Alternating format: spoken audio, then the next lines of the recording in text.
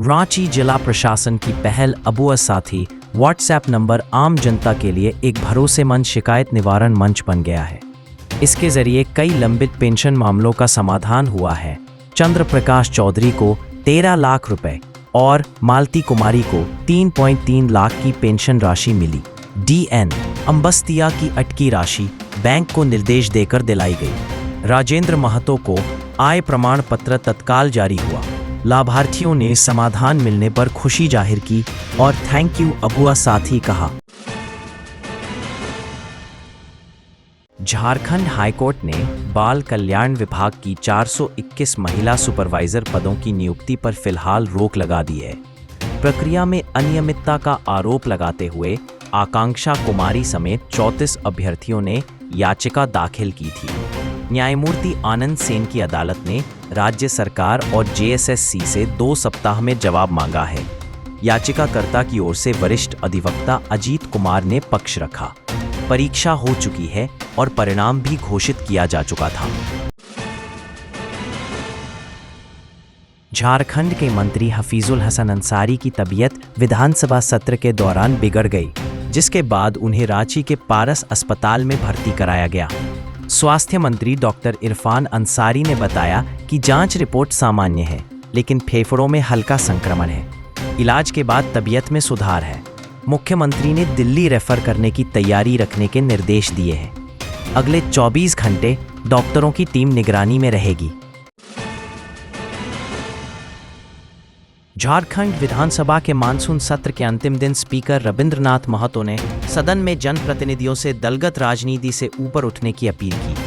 उन्होंने कहा कि जनता की अपेक्षाओं को नजरअंदाज करना लोकतंत्र के लिए उचित नहीं। सत्र में कुल 324 प्रश्न, 70 सूचनाएं और 5 विधेयक पारित हुए। दिशोम गुरु शिबू सोरेन को भारत रत्न देने का प्रस्ताव भी सर्वसम्मति से पास हुआ। गिग श्रमिकों और कोचिंग संस्थानों से जुड़े विधेयक अहम रहे। मुख्यमंत्री हेमंत सोरेन ने कहा कि सरकार के काम में बाधा डालने के लिए देश भर में साजिश हो रही है। उन्होंने विपक्ष पर फंडिंग से सरकार को बदनाम करने का आरोप लगाया। केंद्र सरकार पर हमला करते हुए कहा कि देश का विकास झारखंड की कीमत पर हो रहा है। 30 दिन जेल वाले नए कानून को लेकर भी सवाल उठाए। उन्होंने मनिया सम्मान जैसी योजनाएं अन्य राज्यों में लागू न होने पर भी केंद्र से जवाब मांगा। हजारीबाग में पहली बार BCCI का कूच बिहार ट्रॉफी मैच खेला जाएगा। 8 से 11 दिसंबर 2025 तक झारखंड और केरल की टीमें संजय सिंह क्रिकेट स्टेडियम में भिड़ेंगी। JSCA को सीजन 2025-26 के लिए 77 मैचों की मेजबानी मिली है, जिसमें पहला मैच हजारीबाग को मिला। तैयारियों को लेकर जिला क्रिकेट संघ सक्रिय है। सांसद मनीष जायसवाल ने इसे वर्षों का सपना बताया। BCCI टीम ने हाल ही में स्टेडियम का निरीक्षण भी किया। रांची जिला प्रशासन ने 545 आदिवासी बहुल गांवों को मुख्य धारा से जोड़ने के लिए आदि कर्मयोगी अभियान शुरू किया है। इसका उद्देश्य शिक्षा, स्वास्थ्य, आजीविका और संस्कृति में सुधार लाना है। अभियान की शुरुआत उप विकास आयुक्त सौरभ भुवनिया ने की। सभी पंचायतों और विभागों को मिलकर काम करने की योजना दी गई। महिला, युवा और बच्चों को कौशल प्रशिक्षण और रोजगार मिलेगा। पर्यावरण संरक्षण और संसाधनों का टिकाऊ उपयोग भी लक्ष्य में शामिल है। धनबाद के बाघमारा क्षेत्र के दरिद्दा और लेडीडुमर गांव में 100 एकड़ जमीन पर अवैध कब्जे का मामला सामने आया है। विधायक सरयू राय ने सदन में यह मुद्दा उठाया और चहारदीवारी तोड़ने की मांग की। सरकार ने 9 सितंबर तक कार्रवाई का लिखित आश्वासन दिया है। मंत्री दीपक बिरुआ ने 3 माह में कार्रवाई का वादा किया। अब निगाहें प्रशासनिक अमले की कार्रवाई पर टिकी है। गिरिडीह जिले के गोपालडीह में NH-19 पर चलती ट्रेलर में अचानक आग लग गई। ट्रेलर में चावल लदा था और वह पानीपत से कोलकाता जा रहा था। चालक ने सतर्कता दिखाते हुए गाड़ी रोकी, लेकिन आग तेजी से फैल गई। दमकल टीम ने मौके पर पहुंचकर आग बुझाई। किसी के हताहत होने की खबर नहीं है, लेकिन ट्रेलर का इंजन जल गया। हादसे से ट्रैफिक भी प्रभावित हुआ। गोड्डा जिले के महागामा थाना क्षेत्र के एक मदरसे में 14 वर्षीय छात्रा अमनूर खातून की संदिग्ध परिस्थितियों में मौत हो गई। छात्रा बिहार की रहने वाली थी। अन्य छात्राओं ने बताया कि रात 10 बजे तक सब सामान्य था। सुबह शव बिस्तर पर मिला। पुलिस मौके पर पहुंची और पोस्टमार्टम के लिए भेजा गया। एसडीपीओ के मुताबिक प्रथम दृष्टया यह आत्महत्या का मामला लग रहा है। पुलिस जांच कर रही है। हजारीबाग चतरा सीमावर्ती क्षेत्रों में शुरू हो रही सीसीएल की चंद्रगुप्त कोल परियोजना को लेकर रैयतों की बैठक पचड़ा पंचायत में हुई। भू रैयतों ने 2013 के भूमि अधिग्रहण कानून के तहत मुआवजा और पुनर्वास की मांग दोहराई। रोजगार, तालाब, मकान जैसी सुविधाएं भी मांगी गईं। विस्थापित संघर्ष समिति गठित कर कंपनी से वार्ता की तैयारी है। चेतावनी दी गई कि मांगें पूरी न होने तक परियोजना शुरू नहीं होने दी जाएगी। विधानसभा में गैर सरकारी संकल्प के माध्यम से कई विधायकों ने नए प्रखंडों की मांग रखी। करवा व चैनपुर क्षेत्र से कुल 6 स्थानों को प्रखंड बनाने का सुझाव आया। ग्रामीण विकास मंत्री दीपिका पांडेय सिंह ने कहा कि ये मांगें वर्तमान मानकों को पूरा नहीं करती। सरकार नए प्रखंडों पर विचार कर रही है और आहर्ता मानकों की समीक्षा करेगी। चक्रधरपुर रेल मंडल के बंडा मुंडा यार्ड में 11 घंटे में एक ही मालगाड़ी 3 बार पटरी से उतर गई। पहली घटना रात 8 बजे, दूसरी सुबह 3:30 बजे और तीसरी सुबह 7 बजे के बाद हुई। सभी घटनाएं 2 किलोमीटर के दायरे में घटी। इससे रेलवे की सुरक्षा पर गंभीर सवाल खड़े हो गए हैं। रेल अधिकारी मामले की जांच में जुटे हैं। झारखंड में गिरफ्तार छत्तीसगढ़ के शराब कारोबारी मुकेश मनचंदा व अतुल सिंह को वहां की आर्थिक अपराध शाखा ने ट्रांजिट रिमांड पर लिया है। दोनों Shri Om sign beverages company से जुड़े हैं, जिस पर 280 करोड़ के नुकसान का आरोप है। पहले इन्हें झारखंड एसीबी ने गिरफ्तार किया था। अब छत्तीसगढ़ में विदेशी शराब पर कमीशन के घोटाले में पूछताछ होगी। पश्चिमी सिंहभूम के बंदगाम में पीएलएफआई से जुड़े 4 अपराधी पकड़े गए। पुलिस को सूचना मिली थी कि गिरोह बड़ी वारदात की योजना बना रहा है। घेराबंदी कर बिरसा पान समेत 4 लोगों को दबोचा गया।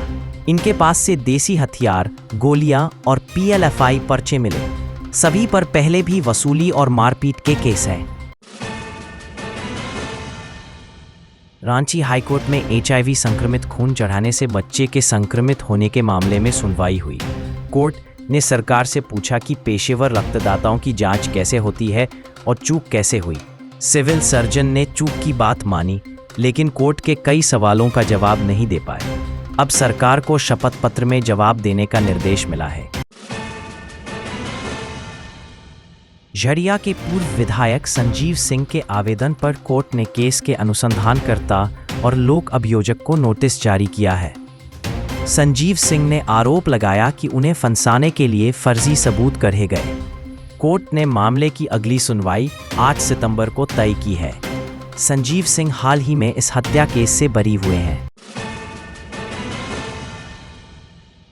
सोशल मीडिया पर झारखंड के 2 मंत्रियों को उड़ाने की धमकी देने वाला युवक बिहार से गिरफ्तार किया गया। गिरिडीह पुलिस की विशेष टीम ने तकनीकी मदद से उसे पकड़ा। आरोपी पहले से एक मारपीट केस में नामजद है।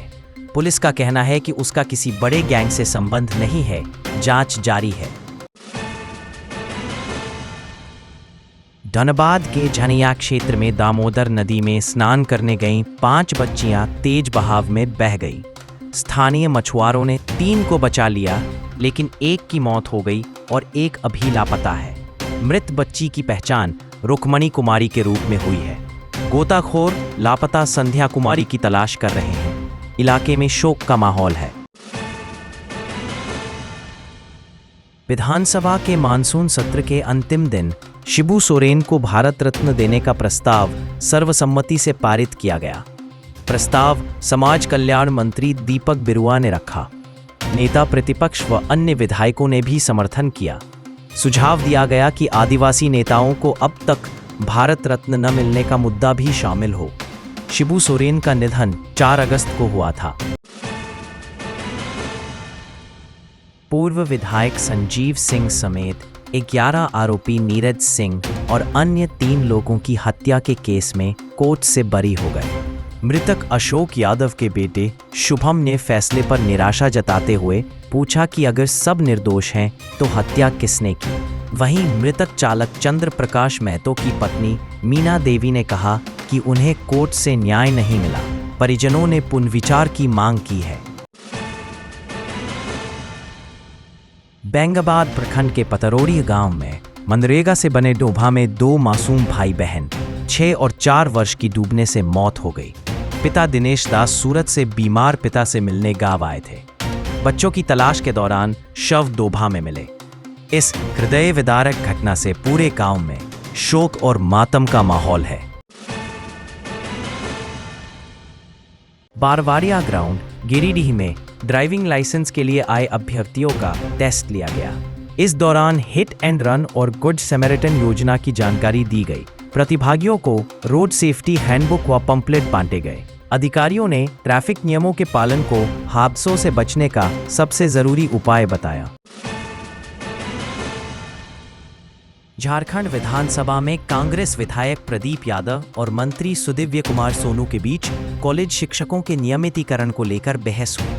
प्रदीप ने उम्र सीमा में छूट व वेटेज की मांग की। मंत्री ने प्रतिस्पर्धा की गुणवत्ता का हवाला देते हुए कहा कि सरकार अन्य राज्यों के नियमों का अध्ययन कर विचार करेगी। राज्य सरकार की 200 यूनिट मुफ्त बिजली योजना के बीच हजारीबाग के ओखनी में एक परिवार को 52 लाख रुपए का बिल थमा दिया गया। परिवार के पास केवल 2 पंखे, 6 बल्ब और 1 फ्रिज है। इस गड़बड़ी पर कई बार बिजली विभाग से गुहार लगाने के बावजूद समाधान नहीं मिला। अब मामला पूरे इलाके में चर्चा का विषय बन गया है।